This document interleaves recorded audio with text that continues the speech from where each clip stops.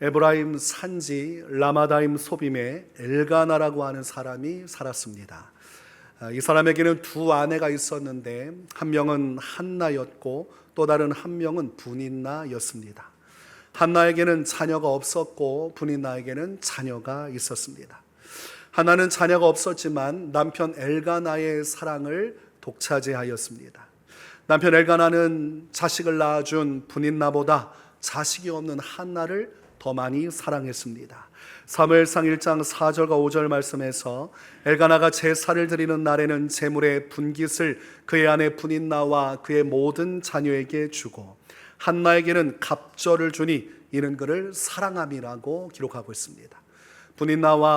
분인나를 통해 얻게 된 자녀들에게 준 그 어떠한 제물의 분깃보다 한나에게 갑절이나 주었다고 되어 있어요. 갑절이나 이것을 나누어 주었다는 것은 갑절이나 사랑한다는 것을 뜻하는 것입니다. 그러므로 자녀가 없지만 남편이 이렇게까지 사랑해 준다고 하면 그것으로 한나가 만족할 수 있지 않겠는가? 우리가 제3자 입장에서는 그렇게 이해할 수도 있을 것입니다. 그러나 한나는 정작 그렇지 않았습니다. 남편이 주는 사랑은 사랑이고 그것은 감사한 것이지만 자녀가 없다는 것으로 인해 마음의 고통과 괴로움이 심각했습니다.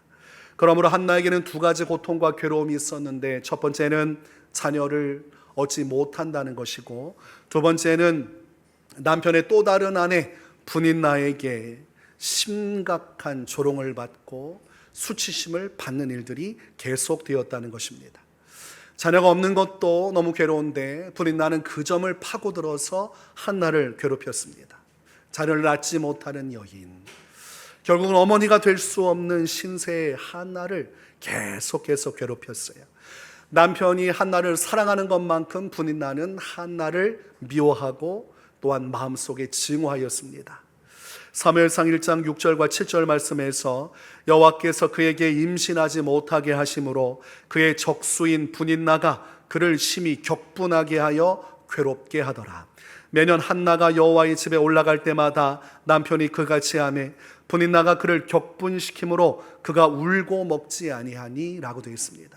분인나가 얼마나 한나를 괴롭히는지 한나가 울기만 하고 아무것도 먹지 못할 만큼 마음의 상처와 고통을 겪었습니다. 분인나가 하는 말들, 자녀를 낳을 수 없는 여인으로 살다가 죽게 되리라는 그 말들이 마음에 상처가 되면서도 또 헤아려 보면 틀린 말이 아니기 때문에 더 고통스러웠습니다.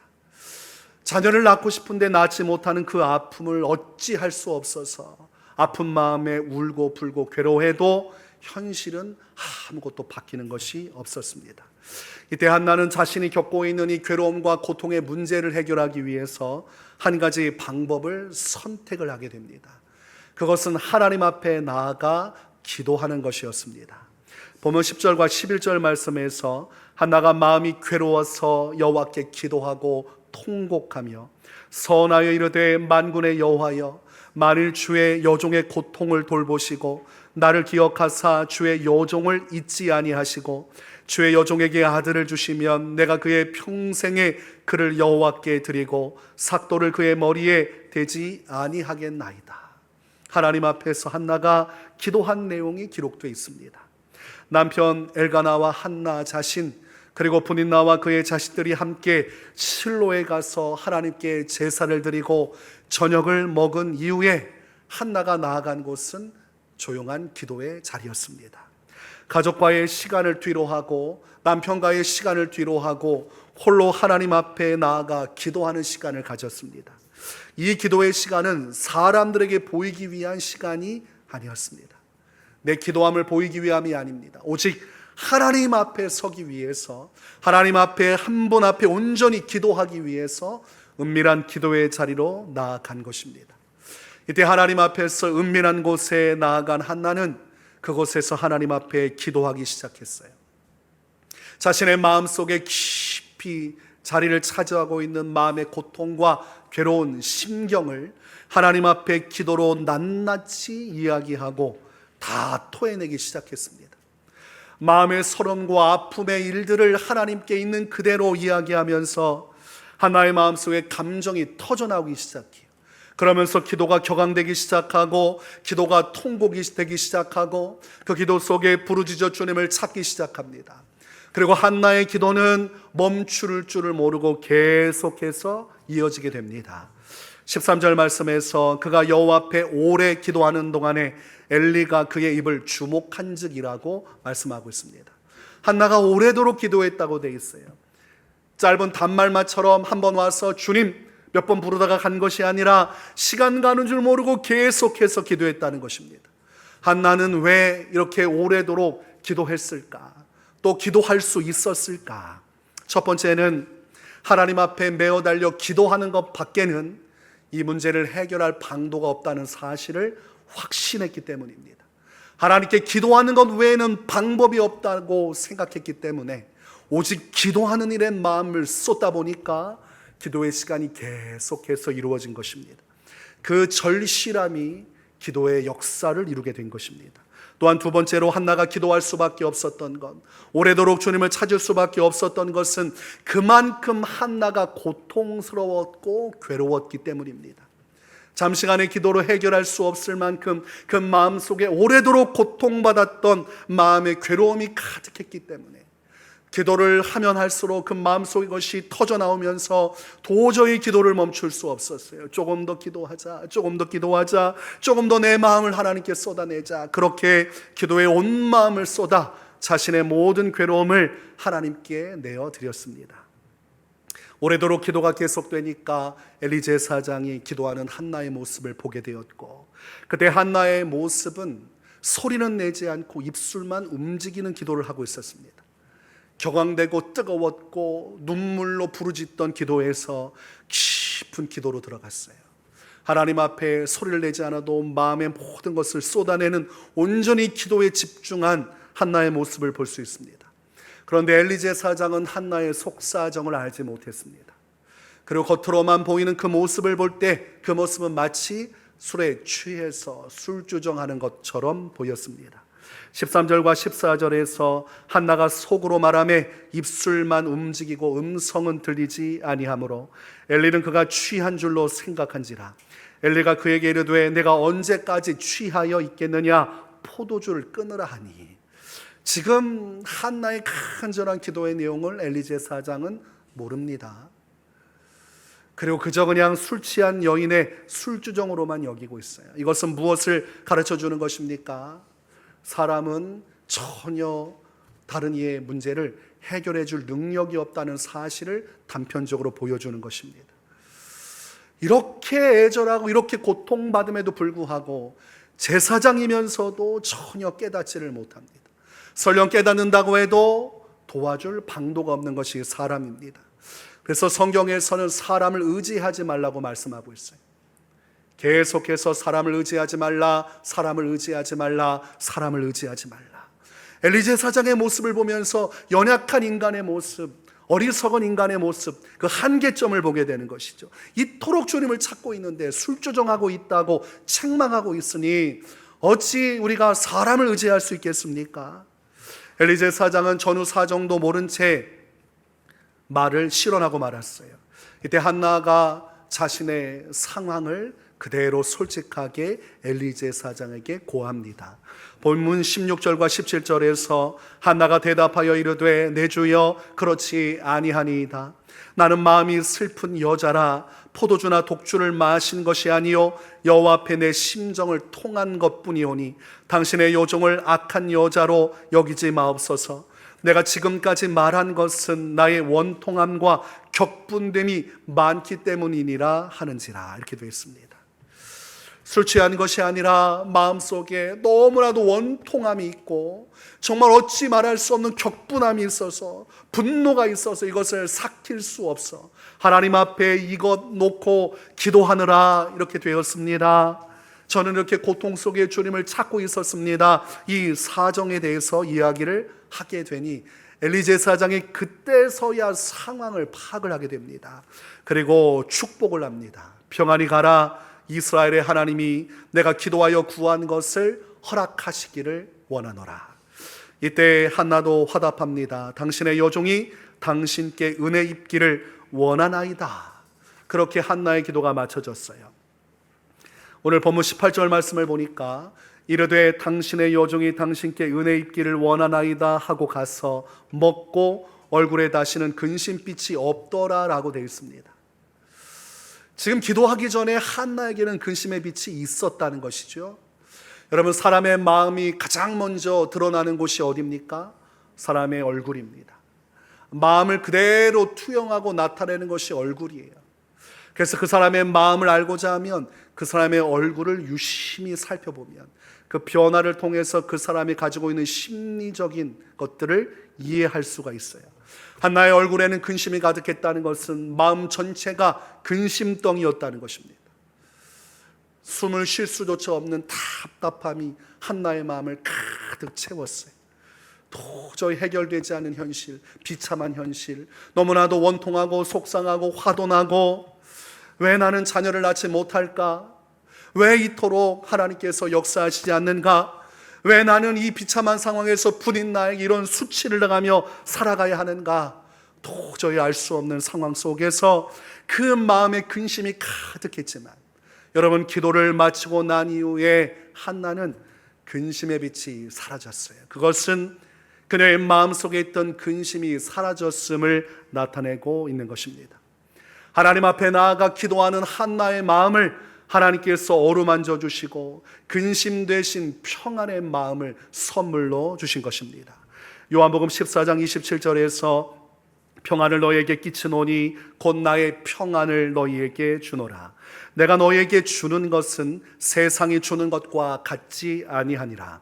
너희는 마음에 근심하지도 말고 두려워하지도 말라. 이것이 예수님의 말씀입니다. 예수님이 주시는 평안은 세상이 줄 수 있는 평안과 격이 다르다고 말씀하셨고 질적 차이가 다르다고 말씀하셨어요. 세상의 어떤 수단과 방법으로도 하나님이 주시는 이 평안을 얻어낼 수 없다는 것이죠. 창조주 하나님만이 주시는 이 평안을 말씀하고 있는 것입니다. 또한 빌립보서 4장 6절과 7절에서 아무것도 염려하지 말고 다만 모든 일에 기도와 간구로 너희 구할 것을 감사함으로 하나님께 아뢰라. 그리하면 모든 지각에 뛰어난 하나님의 평강이 그리스도 예수 안에서 너희 마음과 생각을 지키시리라고 말씀하고 있습니다. 내 마음에 수심이 가득하고 근심이 가득해서 숨조차 쉬기 어려울지라도 그러한 상황 속에 하나님 앞에 나아가 기도하고 간구하고 감사하며 주님 앞에 서게 되면 하나님께서 모든 것을 아시고 그 간구를 들으시고 예수 그리스도 안에서 주시는 이 절대적인 평안으로 우리의 마음을 지켜주시고 굳게 붙들어 주시리라고 말씀하고 있는 것입니다. 이 놀라운 평안이 한나에게 임했습니다. 하나님께서 은밀한 곳에 마음을 쏟아 기도하는 한나의 기도를 들으셨고 그에게 평강을 허락하여 주셨습니다. 세상에서 얻을 수 없는 하나님이 주시는 평안이 한나의 마음을 뒤덮자 한나의 얼굴에서 수심과 근심의 그림자가 사라지고 환한 빛이 머물러지게 되었어요. 그때서야 먹지 못하던 한나가 제대로 밥을 먹고 힘을 내고 희망을 갖게 되었습니다. 한나의 기도를 통해 하나님께서 이런 놀라운 평안이란 선물을 주심과 함께 하나님께서 놀라운 응답을 주십니다. 이어진 19절과 20절의 말씀을 보면 그들이 아침에 일찍 일어나 여호와 앞에 경배하고 돌아가 라마의 자기 집에 이르니라. 엘가나가 그의 아내 한나와 동침하매 여호와께서 그를 생각하신지라.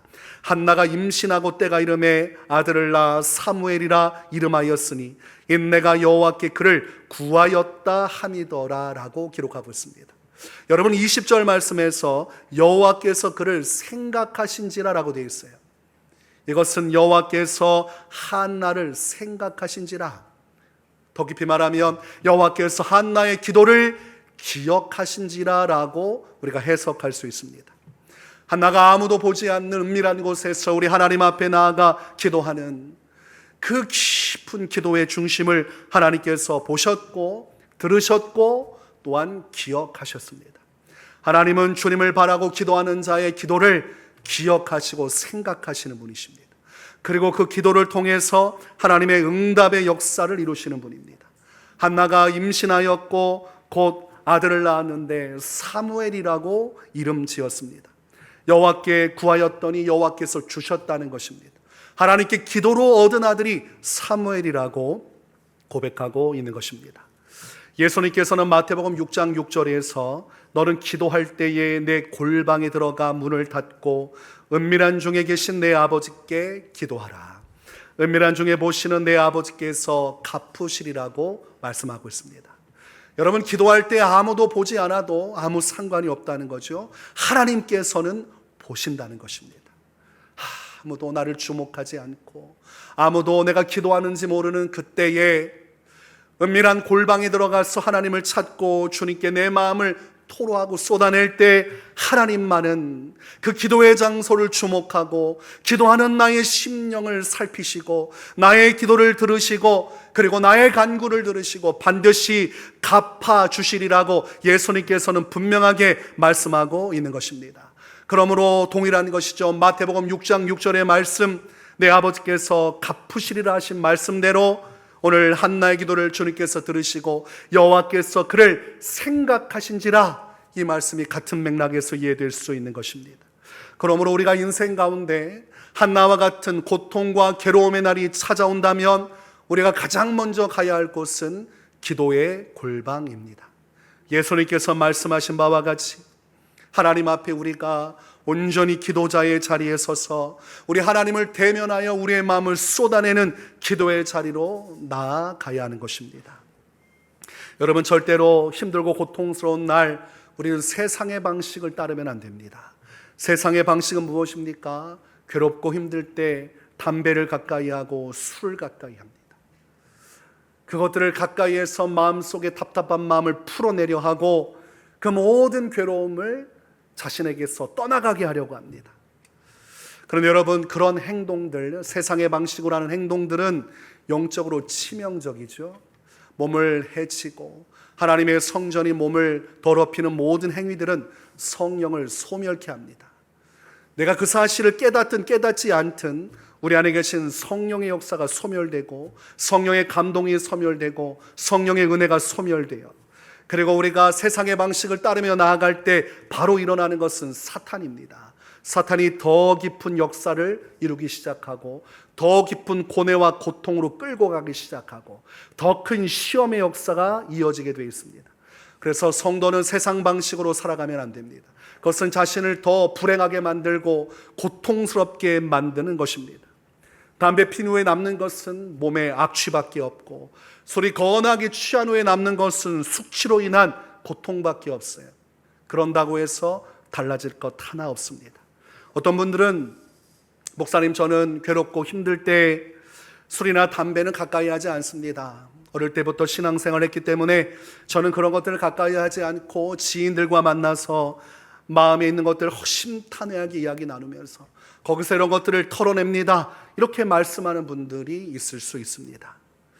여러분, 지인들과 속마음을 터놓는 그때 마음이 시원함을 느낄 수 있을 것입니다. 그러나 근본적인 해결책은 될 수가 없습니다.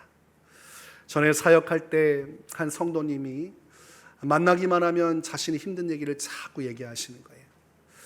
듣다 보면 이분이 마침표가 없기 때문에 30분, 1시간 쭉 연결돼요. 중간에 끼어들려고 해도 끼어들 새도 없이 계속 얘기하셔요. 그래서 마음에 쌓인 것이 많은가 보다. 그래서 다 들려드렸어요. 그런데 다음에 만날 때도 똑같은 거예요. 30분, 1시간씩 똑같은 얘기를 하시는 거예요. 그 다음에 또 만났더니 또 똑같은 얘기를 하시는 거예요. 같은 얘기를 계속해서 반복해서 자기 힘들다는 얘기를 하시는 거예요. 그 순간 위로는 받는데 돌이키면 자신의 괴로움은 똑같았기 때문에 그 이야기를 계속 반복하는 것입니다. 어떤 날은 보니까 지나가다가 과거에 알던 목사님을 만났다는 거예요. 너무 기뻐서 그 목사님과 한 30분에서 1시간 이야기를 나눴다는 것입니다. 그래서 제가 너무 충격을 받았습니다. 오랜만에 만났으면 인사하고 지나가면 되는데 그 목사님이 얼마나 곤혹스러우셨을까. 그 짧은 시간에 그분이 가지고 있는 삶의 모든 걸 다 들어야 되는데 그렇다고 뭐 어떻게 해줍니까? 인사하고 헤어질 수밖에 없잖아요. 그런데 그렇게 해서 남에게 이야기하면서 이분은 이것이 해소된다고 여기면서도 그 굴레를 벗어나지를 못하는 거예요.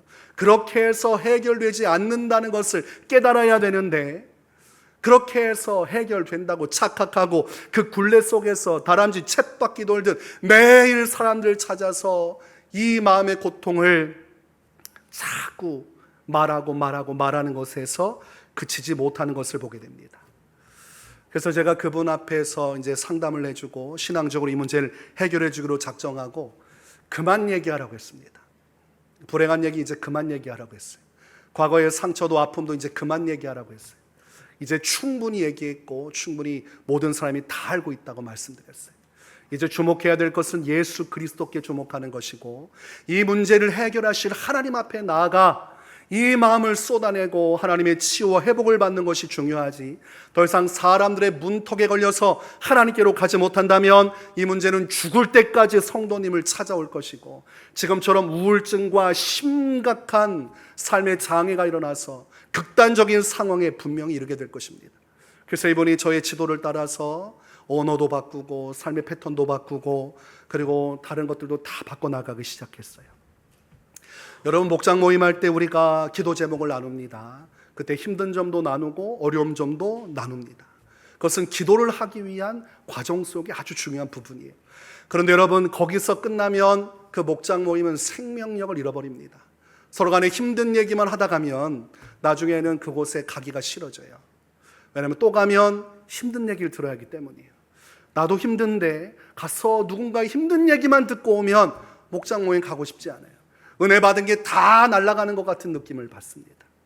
그래서 목장 모임에서 우리가 나누는 것 중요하지만 그것은 기도로 가기 위한 관문 정도로 여겨야 돼요. 그것을 나눔으로 서로가 상황을 인지하고 이것이 기도 제목이라는 것을 알고 그것 가지고 목원들이 함께 기도하고 주중에 기도하고 또 특별히 서로 간에 작정해서 기도하면서 하나님 앞에 더 가까이 나오기 위한 통로 정도로 끝나야지, 그 나눔이 결론이 되면 그 목장 모임은 얼마 안 있어서 시들어지게 되고 생명의 역사가 없습니다. 서로 간에 한탄하다가 끝나고 가는 것이. 그런데 그곳에 기도가 있어야 되고 그 기도 속에 역사하시는 주님에 대한 신앙의 고백들이 있어야 되고 응답에 대한 나눔들이 있어야 돼요. 시작만 있으면 안 되고 과정과 결과, 기도로 나아가는, 한나와 같이 주님 앞에 서는 기도의 과정으로, 기도의 결론으로, 기도의 응답의 역사로 나아갈 때 그 모임이 온전히 생명을 이루게 되는 것입니다. 여러분, 우리는 성도입니다. 성도는 구별된 존재입니다. 성도는 세상의 방식으로 살아가지 않아요. 세상 사람들의 방식으로 살아가서는 안 됩니다. 오직 성도는 하나님의 방식으로 살아가야 하고 하나님의 방식으로 문제를 해결해야 됩니다. 성도가 나아가야 할 길은 세상 사람들처럼 술, 담배 가까이 하고 사람들에게 토로하고 거기다가 짐 풀어놓고 됐다 싶어 하는 것이 아닙니다. 성도가 가야 할 길은 기도의 골방입니다. 성도는 기도의 골방으로 가서 한나와 같이 내 마음의 고통과 괴로움을 주님께로 쏟아내야 합니다. 기도의 골방이 없는 성도는 불행한 성도입니다. 그런 일평생 하나님이 주시는 제대로 된 평안도 얻지 못한 채 세상에서 끊임없는 근심 가운데 짓눌려 살아가야 합니다. 기도의 골방이 없는 성도는 마치 인생이라는 것이 이 근심을 짊어지고 사는 것이라 착각하며 살아갑니다. 하나님께서 주시는 평안을 온전히 누리며 살지 못했기 때문에 믿지 않는 자가 겪는 근심의 일들을 성도도 똑같이 겪으며 살아가는 것이라 착각하며 살아갑니다. 그러니 신앙의 형태는 있지만 신앙의 은혜를 온전히 누리지 못한 채 혼자 어렵고 힘든 인생을 사는 것입니다. 예수님께서는 마태복음 11장 28절에서 수고하고 무거운 짐진 자들아 다 내게로 오라, 내가 너희를 쉬게 하리라고 말씀하셨습니다. 예수님께서는 근심 어린 세상에서 우리를 진실로 쉬게 하기를 원하시는 분이고, 이 어지러운 세상 속에서 우리가 마음의 쉼을 얻고 하나님이 주시는 참된 안식과 평강을 누리며 살아가기를 원하시는 분이십니다. 그래서 예수님께서는 기도의 골방으로 우리를 부르시는 것이지요. 기도의 골방에 와서 하나님 앞에 기도함으로 세상이 줄 수 없는 평안을 맛보며 이 세상의 수많은 근심과 짐덩이를 다 하나님 앞에 내어놓고 주님의 은혜 안에서 참된 쉼을 얻으라고 우리를 부르고 계시는 것입니다. 요한복음 16장 24절에서 지금까지는 너희가 내 이름으로 아무것도 구하지 아니하였으나 구하라 그리하면 받으리니 너희 기쁨이 충만하리라고 말씀하고 있습니다. 하나님께서 원하시는 것은 기쁨의 삶을 살아가는 것입니다. 하나님은 절대로 근심 어린 삶을 원치 않으세요. 하나님 앞에 나아가서 그분 앞에 기도하고 주님을 찾고 주님이 주시는 그 기쁨을 충만히 누리며 살아갈 때 하나님께서 영광을 받으시는 것입니다. 목소리가 은혜롭지요?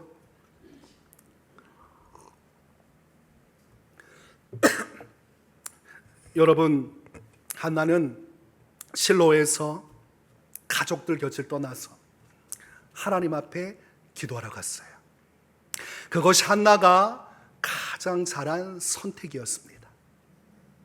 남편에게 가서 자기 힘든 거 토로하고 스트레스 풀고 마음의 괴로움을 남편에게 쏟아부었다면 오히려 가정이 파탄나고 결과적으로 더 불행한 인생을 살았을 것입니다. 그러나 그 위기 속에서 고통과 괴로움을 가지고 기도의 자리로, 기도의 골방으로 나아간 것이 최고의 선택이었습니다. 예수님께서는 오병이어의 기적을 행하신 이후에 산으로 들어가 기도하십니다. 마태복음 14장 22절과 23절을 보면 예수께서 즉시 제자들을 재촉하사 자기가 무리를 보내는 동안에 배를 타고 앞서 건너편으로 가게 하시고 무리를 보내신 후에 기도하러 따러 산에 올라가시니라. 저물매 거기 혼자 계시더니라고 되어 있어요. 예수님께서도 기도의 골방으로 가신 것이죠. 아무도 없는 외롭고 쓸쓸해 보이는 산으로 들어가셔서 누구의 방해도 없는 그곳에서 온전히 주님 앞에 나아가 기도하셨어요. 예수님의 모든 사명, 걸어가셔야 할 그 모든 가시밭 같은 그 모든 고통과 수고의 날들을 직접 겪으시고 또 바라보시면서 오직 하나님 앞에 나아가 은밀한 중에 기도하셨습니다. 예수님의 기도의 골방은 산이었습니다. 다니엘 6장 10절 말씀을 보면 다니엘이 이 조서에 왕의 도장이 찍힌 것을 알고도 자기 집에 돌아가서는 윗방에 올라가 예루살렘으로 향한 창문을 열고 전에 하던 대로 하루 3번씩 무릎을 꿇고 기도하며 그의 하나님께 감사하였더라고 말씀합니다. 다니엘은 자신의 집 윗방에 올라가서 하루 3번 기도했습니다. 다니엘의 기도의 골방은 윗방이었어요. 자신의 집에서 한 장소를 정해서 하루에 3번씩 그곳에서 하나님을 향해서 은밀한 중에 보시는 주님 앞에 자신의 마음을 토로하고 쏟아내었습니다. 다니엘이 그렇게 하나님 앞에 기도의 골방을 지켰습니다. 오늘날 여러분에게 있어서 기도의 골방은 어디입니까? 여러분의 삶 속에 괴롭고 어려운 일이 찾아올 때 여러분은 가장 먼저 어디로 향하고 무슨 일을 행합니까? 오늘 하나님께서는 한나를 통해서 우리에게 말씀하십니다. 우리의 삶에 어렵고 고통스러운 순간이 찾아올 때 한나처럼 기도의 골방으로 나아가 하나님을 찾으라고 말씀하십니다. 그렇게 우리가 한나와 같이 기도의 골방에 나아가 우리의 마음을 쏟아내며 기도할 때 하나님께서는 우리의 기도를 들으실 것이고 우리를 생각하실 것이고 한나에게 주신 평안을 부어주시고 한나에게 주신 사무엘이라는 선물을 주신 것처럼 우리에게 응답의 선물을 주시리라고 분명하게 말씀하고 있는 것입니다. 그러므로 우리 인생의 해답은 이미 정해져 있어요. 우리 인생의 모든 문제를 풀 수 있는 해답은 우리가 기도의 골방으로 나아가는 것입니다. 부디 예수님께서 기도의 자리를 지키시고 다니엘도 그의 평생의 기도의 자리를 지키고 은밀한 중에 보시는 주님 앞에 나아가 기도한 것처럼 여러분의 남은 인생이 얼마나 될지라도 그 남은 인생 여러분도 기도의 골방에 들어가 먼저 하나님을 찾고 의지함으로 그분이 주시는 인생의 참된 쉼과 안식, 평강을 누리고 하나님께서 주시는 응답의 선물을 받아 누리시기를 주님의 이름으로 축원합니다. 우리 함께